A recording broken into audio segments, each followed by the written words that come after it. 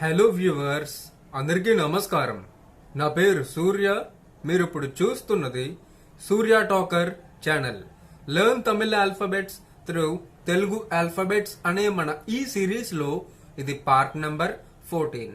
So ఈ part number 14 లో క్ష, శ్రీ ఈ రెండు హల్లులను మీకు నేర్పించబోతున్నాను.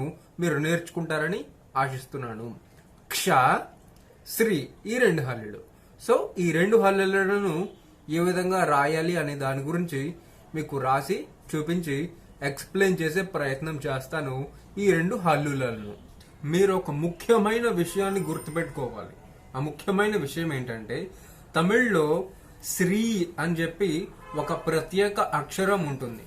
ఆ అక్షరం తెలుగులో ఉండదు. సో తెలుగులో శ్రీ అని రాయడానికి సి రాసి దాని కింద రావుత్తు పెడతాం. సో కానీ తమిళ్లో శ్రీ అని చెప్పి సపరేట్ అక్షరం ఉంటుంది.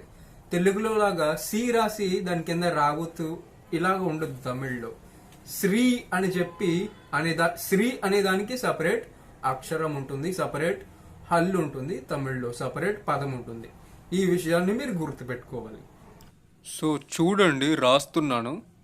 ఇది క్ష. క్ష తమిళ్లో క్ష. క్ష ఇలా రాయాలి తమిళ్లో. ఓకేనా? క్ష బాగా గమనించండి, ప్రాక్టీస్ చేయండి. కష్టమేముండదు, ప్రాక్టీస్ చేస్తే ఈజీగానే వచ్చేస్తుంది. ఇది క్ష తమిళ్లో. ఓకేనా? నెక్స్ట్ శ్రీ ఎలా రాయాలో చూపిస్తాను, రాసి చూపిస్తాను. ఒకసారి చూడండి. ఇది శ్రీ తమిళ్లో. ఇది శ్రీ తమిళ్లో. ఓకేనా? బాగా గమనించండి. ఇది శ్రీ. కష్టమేముండదు, ప్రాక్టీస్ చేయండి, ఈజీగానే వచ్చేస్తుంది. ఇది శ్రీ తమిళ్లో. ఇది క్ష, ఇది శ్రీ. క్ష, శ్రీ. ఓకేనా? సో చూసారు కదా ఫ్రెండ్స్, క్ష, శ్రీ ఈ రెండు హల్లులను ఏ విధంగా రాయాలి అనే దాని గురించి తమిళ్లో.